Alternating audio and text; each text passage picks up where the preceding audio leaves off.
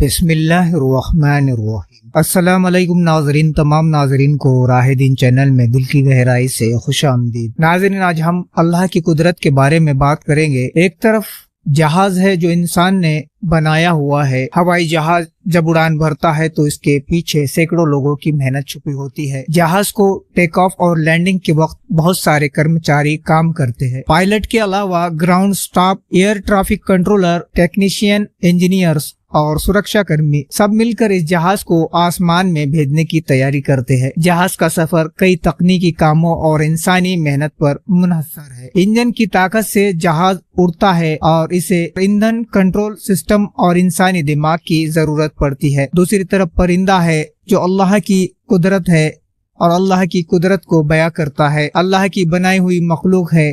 یہ پرندہ بنا کسی انسانی مدد کے ہزاروں کلومیٹر کا سفر طے کر سکتا ہے۔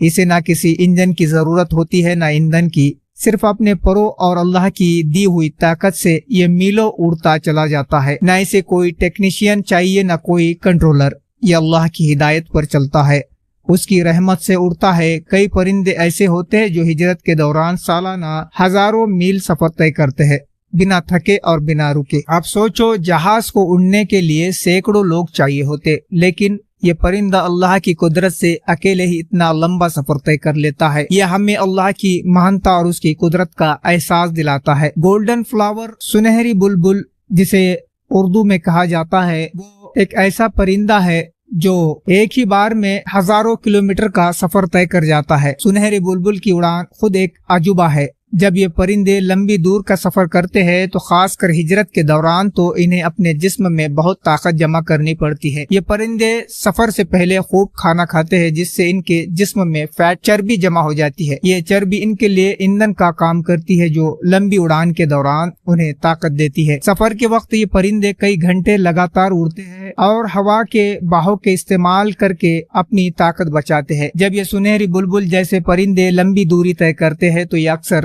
سموہ میں یعنی گروپ میں اڑتے ہیں، اور ان کا یہ طریقہ ہوتا ہے کہ وہ اور سفر کو آسان بنانے میں مدد کرتے ہیں۔ کئی پرندے وی کے آکار میں اڑتے ہیں جو ان کی اڑان کے لیے بہتر فائدہ مند ہوتا ہے۔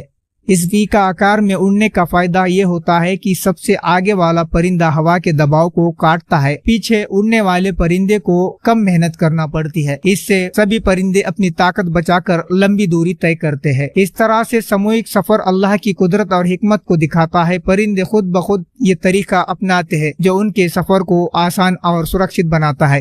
ان کی فطرت میں اللہ کی ہدایت کا حصہ ہے۔ اللہ کی قدرت، سوچئے، پرندے خود اپنی اڑان کے لیے نہ ہی کسی ٹریننگ پر نربھر ہوتے ہیں اور نہ ہی کسی انسانی مدد پر، مگر اللہ نے ان کی فطرت میں یہ سمجھداری رکھی ہے کہ کیسے گروپ میں سفر کرے، وہ اپنی ارجا بچا سکے اور لمبے سفر میں کامیاب ہو سکے۔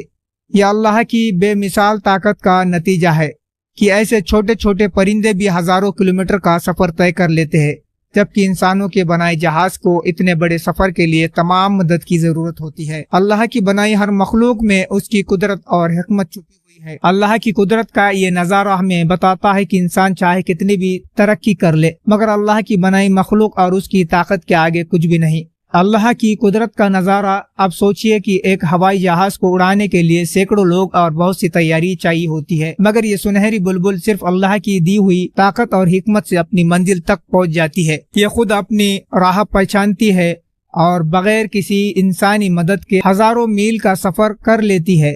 اللہ کی یہ قدرت ہمارے لیے ایک پیغام ہے کہ اس کی بنائی ہر مخلوق کتنی بہترین اور ادبھت ہے۔ گولڈن فلاور جیسے پرندے کا سفر ہمیں یاد دلاتا ہے کہ اللہ نے ہر چیز کو بہترین طریقے سے بنایا ہے۔ جہاں انسان کو ٹیکنالوجی اور تمام سہولتوں کی ضرورت ہوتی ہے، وہی اللہ کی بنائی مخلوق اس کی ہدایت اور رحمت سے ہی اپنے سفر اور زندگی کو پورا کرتی ہے۔ تو ناظرین، دین کی بات کو زیادہ سے زیادہ شیئر کریں۔ مجھے دیجیے اجازت، ملتے ایک نئے ویڈیو میں۔ السلام علیکم، اللہ حافظ۔